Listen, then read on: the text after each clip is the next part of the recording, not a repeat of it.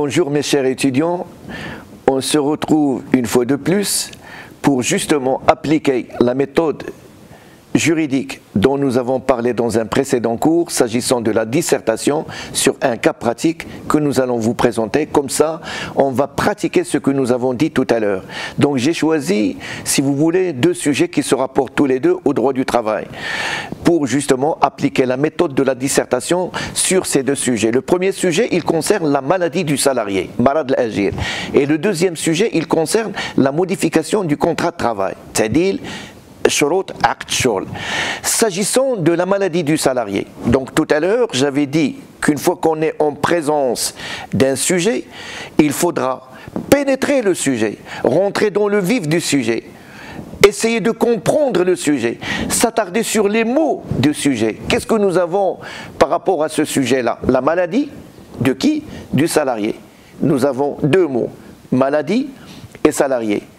Donc cette réflexion doit avoir un rapport, cette dissertation doit avoir un rapport entre la maladie en relation avec le salarié, c'est-à-dire un salarié qui est en train d'exercer son activité dans le cadre d'un contrat de travail lié à son employeur dans le secteur privé. C'est ça le salarié du secteur privé, ce n'est pas le travailleur aussi bien dans le secteur public que le travailleur dans n'importe quel secteur. On est bien dans le champ d'application du droit du travail. Donc une fois que j'ai compris qu'il s'agit de la maladie du salarié, le mot doit être défini, doit être délimité. La maladie, qu'est-ce qu'on entend par maladie? J'ai dit tout à l'heure que chaque mot devrait avoir une définition et si on réussit la définition, on est sûr d'éviter les hors-sujets. C'est ce que j'avais dit dans le cadre d'un précédent cours sur la méthodologie juridique. Donc, le mot maladie, il nous renvoie à plusieurs institutions. La maladie peut être d'origine professionnelle. Est-ce que c'est ça la raison d'être de cette dissertation? Est-ce qu'il portera sur les maladies professionnelles? La maladie peut être en dehors de l'activité d'y le salarié et qui n'a absolument rien à voir avec le travail d'y le salarié. Est-ce que cette maladie-là, il a un rapport avec l'activité du salarié, avec le contrat de travail du salarié? La maladie du salarié peut s'entendre au sens large du terme. Le salarié a été victime d'un accident de circulation ou a été victime d'un accident de travail pendant l'exercice de son activité ou au cours de l'exercice de son activité. Est-ce qu'on entend par maladie ces différentes institutions? La maladie professionnelle, les lésions qu'a subi le salarié suite à un accident de circulation ou encore d'un accident de travail, ou s'agit-il de la maladie du salarié pendant l'exercice de son activité, c'est-à-dire pendant l'accomplissement de sa tâche? Nous allons comprendre que lorsqu'on parle de la maladie du salarié, on entend par celle-ci le fait que le salarié est inapte à exercer son activité à cause de certains problèmes de santé qu'il a connus dans sa vie, dans son parcours, etc. et qui l'empêchent de travailler. En fait, la maladie du salarié nous renvoie à l'état de santé du salarié. Donc j'ai limité mon sujet. Ce n'est pas les accidents de travail, ce n'est pas les accidents de circulation, ce n'est pas les maladies professionnelles parce qu'ils sont régis par d'autres lois. Pour les accidents de travail, c'est le Dahir 12-18 relatif à la réparation des accidents de travail. Pour les maladies professionnelles, c'est le Dahir de 1963. Mais il s'agit pour nous de la maladie proprement dite, c'est-à-dire l'incapacité due à un état de santé du salarié et qui l'empêche d'exercer son activité et par conséquent que pendant la durée de sa guérison, son contrat de travail, il est en situation de suspension. Il est en situation de suspension. Donc, j'ai délimité le sujet. J'ai défini mon sujet, il me reste à le saisir par rapport à la sphère juridique où il se place. C'est-à-dire le code du travail, c'est-à-dire la législation du travail, c'est-à-dire le droit du travail. Une petite remarque, si nous lisons les dispositions du code du travail, et si on a une maîtrise de l'ensemble de cours, ben, pas forcément une partie du cours, mais la totalité, une vie globale dès le cours, eh ben, on va essayer de prendre une feuille de brouillon pour justement mettre de mots. Quels sont dans mon cours là où mon professeur avait parlé de la maladie dès le salarié? Eh bien, je me rappelle qu'une fois, lorsque nous étions en train de parler des recours au CDD, le professeur nous a dit que un des cas de recours au CDD, au contrat à durée déterminée, c'est la maladie du salarié. Le salarié, lorsqu'il est malade, l'employeur a le droit de recourir à un salarié pour le remplacer pendant toute la durée de sa maladie par le biais d'un contrat à durée déterminée. Bon, je le note quelque part, la maladie du salarié donne droit à l'employeur de recourir au CDD. J'ai également vu mon professeur, dans le cadre de cours, nous parler également dans le cadre des travails temporaires, des entreprises de travail temporaire, que l'employeur, l'entreprise utilisatrice peut recourir à ce type de travail lorsqu'il s'agit de remplacer un salarié absent, et l'absence peut être pour cause de maladie. Je le mets également de l'autre côté. Et nous avons également parlé des absences légales, les absences où le salarié peut justement présenter un certificat médical et il sera considéré comme en situation de suspension du contrat de travail. Et là, ça me ramène directement vers l'article 32 du Code du travail, les cas de suspension où nous allons trouver en bonne place la maladie du salarié et nous allons trouver également la maladie professionnelle et l'accident de travail, mais nous les avons écartés parce qu'ils sont inutiles, comme j'avais dit dans le précédent cours, pour notre sujet. Donc, maladie, cause de recours au CDD pour l'employeur, maladie, cas de suspension du contrat de travail pour le salarié. Continuons le cours. Le professeur nous a certainement parlé des absences légales, des absences où le Code du travail autorise le salarié à s'absenter, et il nous a dit que pour la circoncision, l'enfant, le salarié, il bénéficie de tant de jours. Pour le mariage du salarié, il bénéficie d'un congé de tant de jours. Pour, comment dirais-je, la maladie de l'un des parents ou une opération chirurgicale, il bénéficie d'un repos de tant de jours. Est-ce que ça rentre? Je le mets également de côté.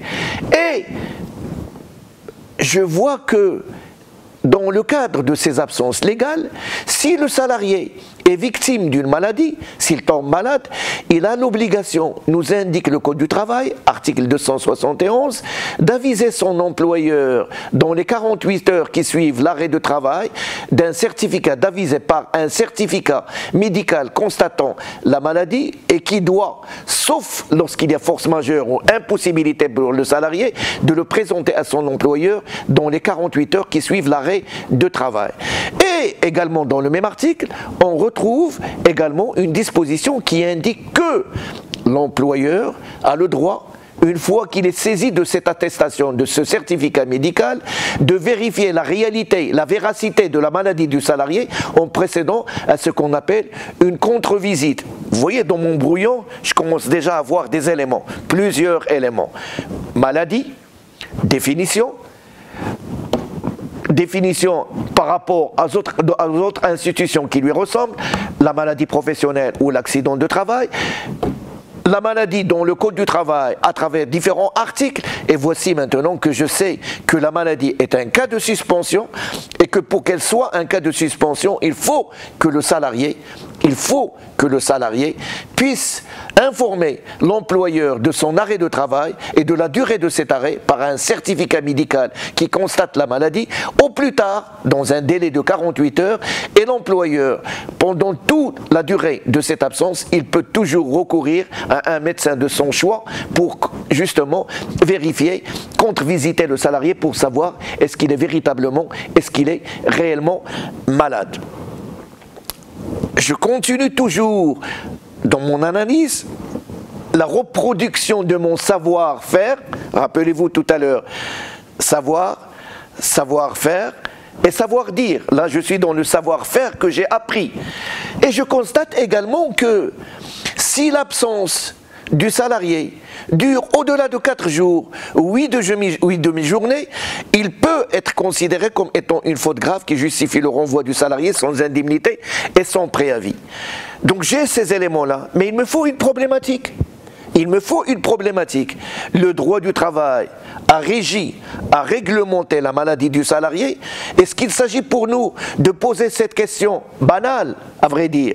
Est-ce que le droit du travail a réglementé la maladie du salarié? Comment le droit du travail, comment le code du travail réagit-il face à la maladie du salarié? Franchement, c'est une problématique, mais ce n'est pas la vraie problématique de la question qu'un étudiant de droit doit rechercher lorsqu'il cherche sa problématique. Alors, allons voir cette problématique, où est-ce qu'il se situe. Si nous lisons attentivement la Constitution marocaine, nous allons voir que celle-ci consacre une place à la santé du salarié. Si nous lisons les conventions internationales ratifiées par le Maroc, nous allons voir qu'ils donnent de l'importance fondamentale à l'état de santé du salarié. Donc nous sommes en présence d'un droit fondamental que constitue la santé du salarié. L'OMS, l'Organisation mondiale de la santé, et l'OIT, l'Organisation internationale du travail, nous indiquent que l'état de santé dit le salarié, ce n'est pas uniquement l'absence de la maladie d'un salarié, mais c'est le bien-être de ce salarié. Est-ce que nous sommes en train de parler du bien-être ou uniquement de protéger un état physique du salarié qui l'empêche de travailler, et par conséquent on est en train de protéger un autre droit constitutionnel du salarié, un autre droit garanti également par le Code du travail, à savoir la sécurité de l'emploi. Autrement dit, d'une manière bête, est-ce que la maladie du salarié est un motif de rupture du contrat de travail ou c'est un motif de suspension du contrat de travail? Donc voici que j'ai peut-être mes deux parties du plan. Maladie, cas de suspension du contrat de travail, partie 1. Maladie, cas de rupture du contrat de travail, partie 2. Si je me penche vers la première partie, eh bien, je vais voir quelles sont les décisions que doit prendre le salarié pour que la maladie soit reconnue comme étant un cas de suspension du contrat de travail.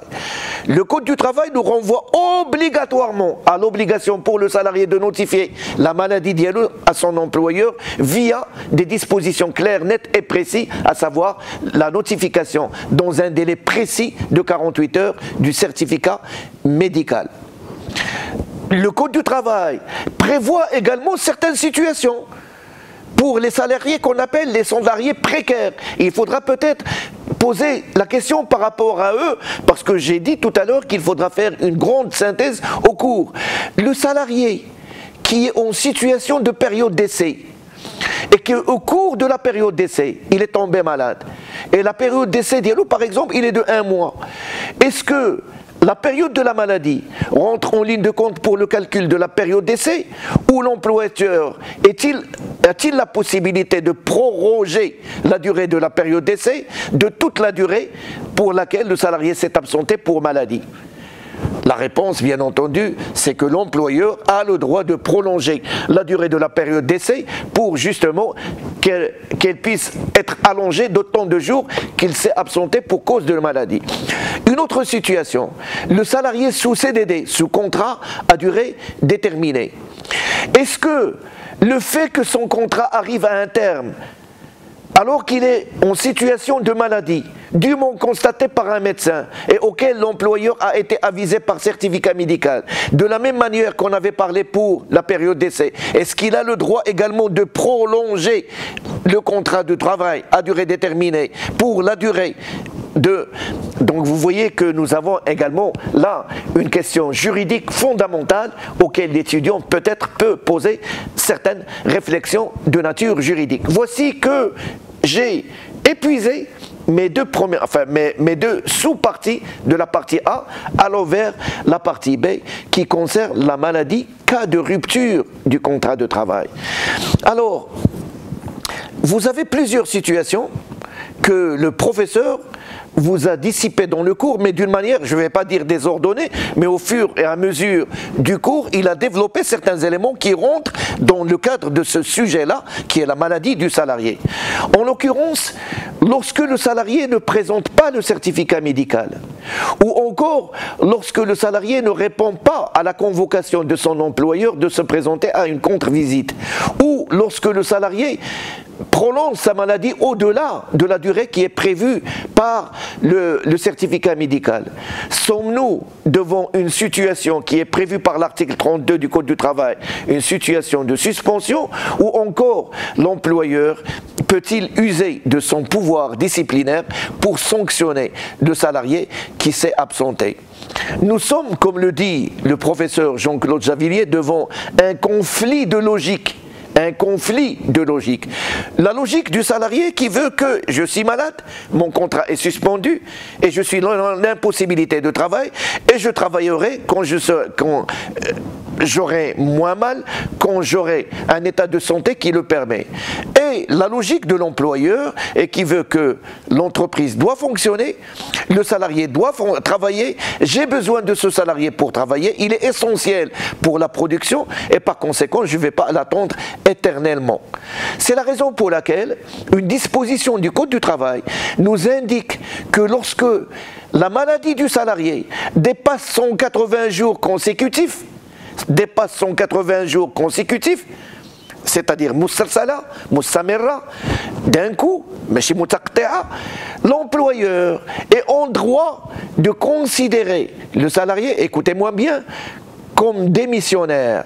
Un salarié qui est malade au-delà de 180 jours ou qui devient incapable d'exercer son activité, quelle que soit la cause de cette inaptitude physique à tenir son emploi, il devient une situation qui permet l'employeur de le considérer, mais si de le licencier. Ce n'est pas de prendre une décision de licenciement, mais uniquement de considérer que ce salarié est en situation de démission, c'est-à-dire c'est comme s'il a présenté sciemment sa démission.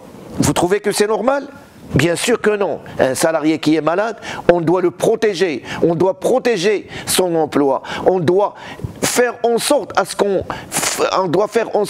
que, quelle que soit sa situation, il puisse récupérer ce travail. C'est la raison pour laquelle la jurisprudence marocaine, la Cour de cassation marocaine, la chambre sociale de la Cour de cassation marocaine est intervenue pour nous dire que, avant que l'employeur ne puisse aller vers le sens de considérer le salarié comme démissionnaire, encore faut-il qu'il ne puisse pas reclasser ce salarié. Il faut d'abord qu'il essaie de redéployer le salarié vers un autre poste, de reclasser le salarié vers un autre poste. Ce n'est que lorsque l'entreprise ne dispose pas de possibilité de reclassement que dans ce cas-là, l'employeur peut utiliser cette arme qui est de considérer le salarié dans une situation de démission. Le salarié, il peut, par rapport à son état de santé, sa maladie, il peut également être un motif de rupture du contrat de travail. Le médecin du travail, certainement dans le cours qui porte sur la médecine du travail, le professeur vous avait indiqué que l'employeur doit soumettre par le biais du médecin du travail le salarié au moins une fois par an, pour les femmes 2 fois par an, pour les enfants idem, et pour les femmes on couche autant de fois que le médecin du travail le juge utile. Il faut qu'il présente ses salariés à un contrôle médical périodique. Si le médecin du travail, qui joue un rôle fondamental en matière de prévention et en matière de protection de la santé et de la sécurité des salariés, si le médecin, à l'occasion de ce contrôle, juge que l'état physique du salarié ne lui permet pas de continuer à travailler, il peut proposer un autre poste au salarié, ou si jamais il n'y a pas de poste, il doit indiquer à l'employeur que ce monsieur-là, cette dame-là, ne peut pas continuer à travailler dans ce poste de travail, et c'est à l'employeur de prendre les conséquences de cet état de fait, c'est-à-dire en procédant à la rupture du contrat de travail parce qu'il y a une inaptitude physique du salarié pour tel ou tel motif qui pourrait être généralement lié à la maladie du salarié. Donc vous voyez que ce sujet qui est traité en 2 parties, la partie 1, la maladie, cas de suspension du contrat de travail, et vous avez remarqué avec moi que le Code du travail, la législation du travail et les magistrats font en sorte de protéger l'emploi du salarié. la maladie, cas de rupture du contrat de travail, et dans cette situation-là, le Code du travail essaie de protéger l'entreprise, essaie de protéger l'employeur, mais en mettant des garde-fous. Donc vous voyez qu'une dissertation qui se compose de ces éléments qui sont présentés dans le cadre d'un plan via une introduction qui nous donne une problématique, c'est-à-dire l'état de santé du salarié, droit fondamental, sa protection en face du pouvoir disciplinaire de l'employeur. Quels sont les effets de cette protection dans le cadre du Code du travail? Ça sera une très belle problématique pour notre sujet. Donc, je prends très sommairement un deuxième exemple. Il s'agit de la modification du contrat de travail.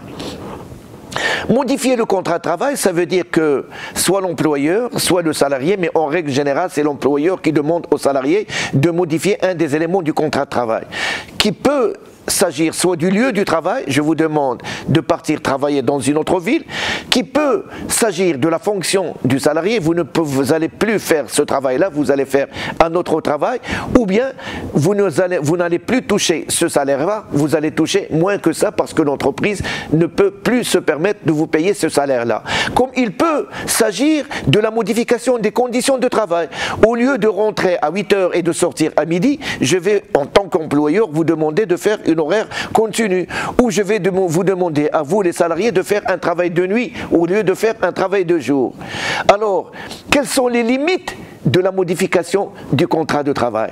Étant entendu que nous avons un article qui est fondamental et que l'étudiant doit chercher. S'il ne l'a pas, il n'a pas réussi son exercice. En l'occurrence, c'est l'article 230 du Code des obligations et de contrats.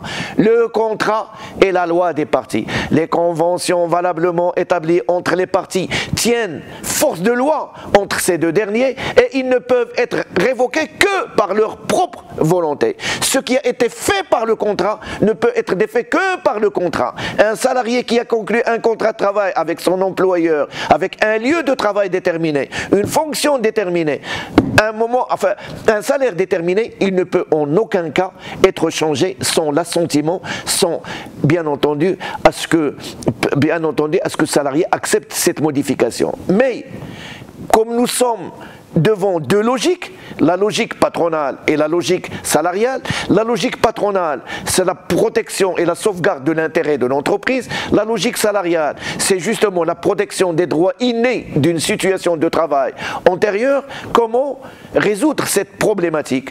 Eh bien, pour la résoudre, c'est la jurisprudence qui est intervenue par une notion fondamentale en droit du travail, c'est la modification des éléments substantiels du contrat de travail. Les éléments substantiels du contrat de travail. Donc, une fois qu'on a défini ce qu'est un élément substantiel, on saura ce qui n'est pas un élément substantiel. Donnons-lui un qualificatif, c'est un élément mineur. Alors, d'après vous, en toute logique, est-ce que modifier mon salaire constitue quelque chose d'extrêmement important, de substantiel pour moi? Je dis oui. Eh bien, je mets que le salaire ne peut jamais être modifié sans l'assentiment du salarié. Modifier mon poste de travail, je suis un juriste. Me muter vers un autre poste de travail, ceci risquerait de me porter un grave préjudice. Me muter son poste là, est-ce qu'il constitue un élément substantiel? Bien sûr que oui. Il en est de même pour le lieu géographique où j'exerce mon activité. Ces éléments sont substantiels.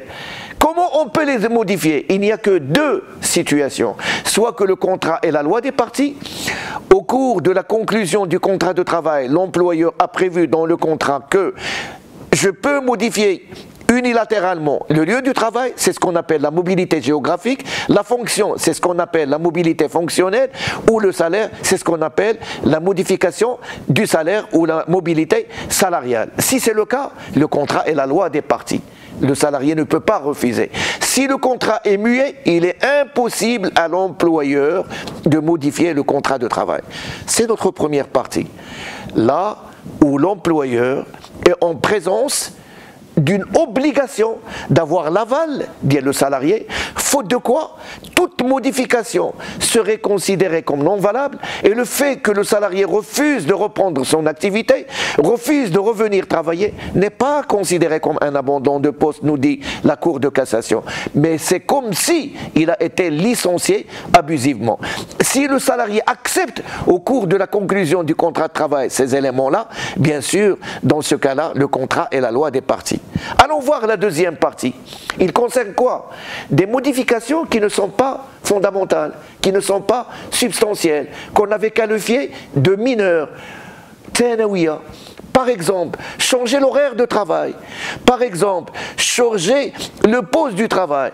Quelqu'un qui nettoie, au lieu de nettoyer, je lui confie un autre poste de gardiennage. Ça n'a pas vraiment des conséquences graves pour la situation du salarié. On est en train de parler de changer, de modifier les conditions de travail.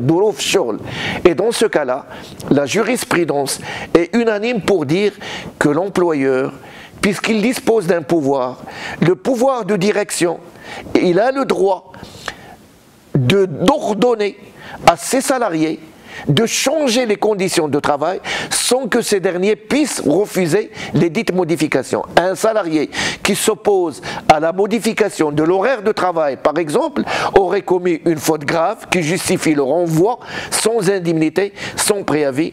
N'oubliez pas que l'article 21 du Code du travail indique que le salarié doit obéissance à son employeur. N'oubliez pas également que l'article 6 du Code du travail nous définit le salarié, c'est celui qui travaille sous les ordres et les directives d'un ou plusieurs employeurs. Ordre et directive veut dire obéir à ce que l'employeur nous présente. Donc vous voyez que si je n'ai pas entre les mains ces éléments-là, au moment de la lecture de mon sujet, et si je n'essaye pas de cerner le sujet, de le modifier, je passerai en dehors de ces situations-là et je passerai en dehors de plusieurs éléments de la dissertation et je pourrais par exemple parler des modifications substantielles en ignorant les modifications mineures ou en ignorant les situations où il y a consentement entre les parties au cours de la conclusion du contrat. J'espère que ce deuxième cours qui porte sur une pratique d'une dissertation, et j'ai donné deux exemples à travers le droit du travail, la maladie du salarié et bien entendu la modification du contrat de travail, pour vous dire combien cette dissertation est extrêmement importante pour votre formation juridique et combien il est riche. Et vous allez voir plus tard, Inch'Allah, à partir du S5, à partir du S6, à partir des études, dès le troisième cycle, dès le master, elle va être beaucoup plus approfondie, il va être beaucoup plus développé, il va aller au-delà de cette présentation sommaire. Je vous souhaite le plein succès dans vos études et je vous souhaite la réussite dans tout ce que vous entamez. Merci de votre attention et au plaisir de vous revoir, Inch'Allah.